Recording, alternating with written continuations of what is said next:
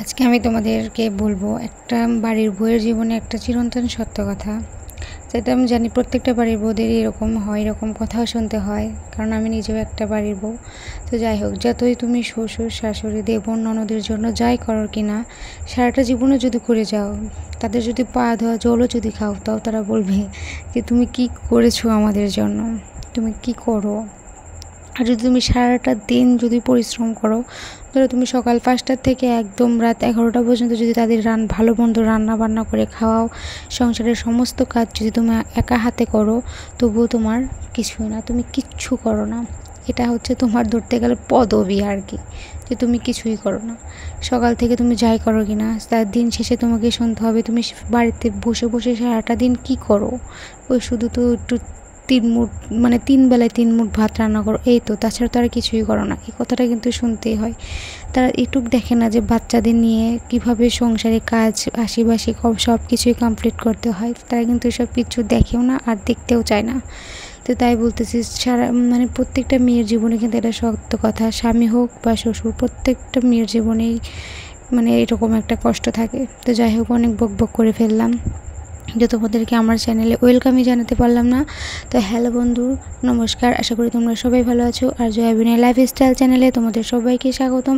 আমার প্রথম থেকে আমার এই ভিডিওটা সবাই দেখবে, আর অবশ্যই দেখার আগে আমার চ্যানেলটাকে একটা লাইক কমেন্ট আর একটা সাবস্ক্রাইব করে রাখবে, কারণ আমার প্রতিদিন আমি কি করি না করি সব ভিডিও যাতে তোমাদের কাছে আগে পৌঁছায়, সেজন্য তোমরা আমার ভিডিওতে একটা লাইক কমেন্ট সাবস্ক্রাইব কিন্তু করে দিয়ে যাবে। তো যাই হোক, সকাল বলতে 4টার সময় ঘুম থেকে উঠেছি, কারণ আমার ছেলেটার সকাল হয় 4টার সময়, যেহেতু সে মানে ওদের ছোটো, তো ওদের সকাল কিন্তু 4টার সময় হয়, কিন্তু আমার একদম আমি পেরে উঠি না অত সকালে ঘুম থেকে, একদমই আমি উঠতে পারি না।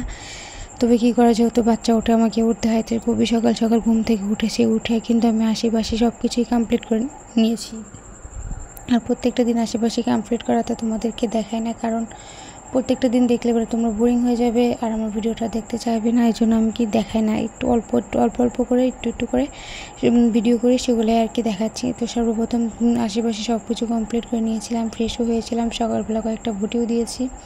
বুটি দেওয়ার পরে যে চান ঠান করে নিয়েছি, চান ঠান করে ফ্রেশ হবার পর দেখলাম একটু সময় আছে, একটু দেরিতে ভাত চড়ালে কোনো সমস্যা হবে না, তার জন্য আমি করতেছি কি বিছানাটাও একটু গুছিয়ে নিয়েছি। কারণ ঘরের ভিতরে যদি বিছানাটায় যদি এলোমেলো থাকে, বুঝছো, ঘরটা কিন্তু একদমই মানায় না। ঘরে তোমার যত জিনিস থাকে না কেন, বিছানাটাই হচ্ছে মেইন। বিছানাটা যদি পরিষ্কার থাকে, বিছানার চাদরটা যদি পরিষ্কার থাকে, তাহলে ঘরটা কিন্তু একদমই মানিয়ে যায়। তো অনেক কথা বলে ফেলতেছি আজকে। আসলে কি জানো, আমি যে ফোনের ভিতরে যেভাবে কথা বলতেছি, বাস্তবে কিন্তু আমি একদমই কথা বলতে পারি না। আমি তো ফোনেও কথা বলতে পারি না, আমার মাঝে মধ্যে কথা বেঁধে যায়, মানে পরিষ্কার করে একটা কথা আমি বলতে পারি না। তো তোমরা একটু ম্যানেজ করে নিও, তার জন্য কিন্তু খুবই সরি। আমার ভাষাটা যদি একটু বুঝতে কষ্ট হয়, আমাকে কমেন্ট করে অবশ্যই জানাবে। তো দেখো, কালকে হচ্ছে তোমাদের দাদাভাই পাইকারি দোকান থেকে এগুলো নিয়ে এসেছে, কারণ এগুলো যদি খুচরো দোকানে যদি কিনতে যাও, তাহলে প্রত্যেকটা পার পিস পড়বে তোমার 6 টাকা করে, কিন্তু পাইকারি দাঁড়দের থেকে নিয়েছে, তার জন্য পড়েছে 5 টাকা করে, মানে 12টা 8টা থাকে, 8 টাকা আর কি ছাড় পাওয়া যায়। তো সেগুলোই আর কি আমি বয়াম ভরেছি। আর নিয়েছিল আরও 6টা রুটি, সেগুলো আলনার উপরে, মানে সরি, শোকেসের উপর রেখে দিয়েছি। আর শোকেসের উপর থেকে আমি ভিতরেও রেখে দেবো, এখন একটু পরে রেখে দেবো। তো কেক তুলতে মনে হলে একটু খাই, যেহেতু খিদে পেয়েছে, এখনও তো ভাত রান্না করতে যায়নি। আর চান ঠান করার পরে বাসি মুখে তো রান্নাঘরে যেতে নেই, এই জন্য আমি একটু কেক খেয়ে জল খেয়ে নেবো। তাছাড়া প্রত্যেকটা দিন আমি একটু সকালবেলা মুড়ি খেয়ে জল খেয়ে নিই। তবে আজ কতটা খিদে পাইনি, এই জন্য আর কি খাচ্ছি না, একটু এই কেকটাই খেয়ে জল খেয়ে নেবো। দেখা যায় কি জানো, সকালবেলা যদি একটু যাই হোক 1 মুঠ মুড়ি বা 1 মুঠ চানাচুর বা হালকা পাতলা কিছু খেয়ে যদি জল খাওয়া যায়, তাতেই কিন্তু শান্তি। সকালবেলা খাবারটা কিন্তু পেট ভরে খেতে হয় না, হালকা পাতলা খেলেও হয়। আর আমি চা জিনিসটা খেতে চাই না, কারণ আমার শরীরটা খুবই চড়া, এর জন্য আমি চা খেতে পারি না। তো দেখো, রান্নাবান্নাও কিন্তু আমি কমপ্লিট করে নিয়েছি। আজকে রান্না আমি করিনি, আজকে আমার রান্না করেছে আমার শাশুড়ি মা। কালকে বাবা হাট থেকে যে মাছটা নিয়েছিল, সেই মাছ দিয়ে আর কি আজকে ঝোল রান্না করেছে, আর কচুর দিয়ে ঝোল রান্না করেছে। আর আমি তো কচু খেতে পারবো না, যেহেতু আমার ছোটো বাচ্চা, ঠান্ডা অ্যালার্জির ধার থাকবে, এর জন্য আর কি আমি কচু কিন্তু খাইনি। আমার জন্য শুধু আলু গালিয়ে ঝোল রান্না করেছে, সেগুলাই কিন্তু আমি খেয়ে নিয়েছি। তো খাওয়া দাওয়া কমপ্লিট করে দুজনে চলে এসেছি ছাদে, কারণ ছাদে এসেছি কারণ রোদ উঠেছে, প্রচুর রোদ উঠেছে, এর জন্য ছাদে চলে এসেছি। রোদের জন্য তাকানোও যাচ্ছে না, আর কাগজগুলো উল্টে দিচ্ছি, রোদে কিন্তু দাঁড়ানো যাচ্ছে না। দেখো আমি যে ভয়েস দিতে বসেছি রাত তোমার 10টার দিকে, তবে দেখো আমি ভয়েস দিতে বসে পড়েছি, কিন্তু আমার ছেলেটা উঠে কান্না করতেছে। আবার ওকে দুধ খাওয়াবো, ও এসে আবার ভয়েস দিতে বসবো, তারপর আবার করব শর্ট ভিডিও। এসব করতে করতে দেখা যায় যে আমার অনেকটা রাত হয়ে যায়, ঘুমাতে ঘুমাতে প্রায় 11টা-12টা বেজে যায়। তবে কী করার, আর আজকে এই ভিডিওটা এডিট করার সময় আমার ভিডিওটা প্রায় কমপ্লিট হয়ে গেছে। তারপর জানি না ইনশটের কি একটা সমস্যা হয়েছে, আমি তো ইনশট অ্যাপস দিয়ে ভিডিও বানাই, তো তার জন্য আর কি ওই অ্যাপসটা কীরকম যেন সমস্যা হয়ে গেছে। ভয়েসটা দেওয়াও কিন্তু হয়ে গেছে, কিন্তু তাও ভিডিওটা আমার কেটে গেল, তার জন্য কষ্ট হলো। আবার আমি ইনশটটা আবার মানে ইনস্টল দিয়ে তারপরে আবার ভয়েসটা ওভার করতেছি। তো যাই হোক, এখন একটু পরেই ভয়েস দেবো, কারণ আমার ছেলেটা উঠেছে, তো ওকে আমি দুধটাও খাইয়ে দিয়েছি। রাত বেজে গেছে প্রায় 11টা, তার জন্য খিদে পেয়ে গেছে, সে সন্ধ্যার সময় খেয়ে শুয়েছে।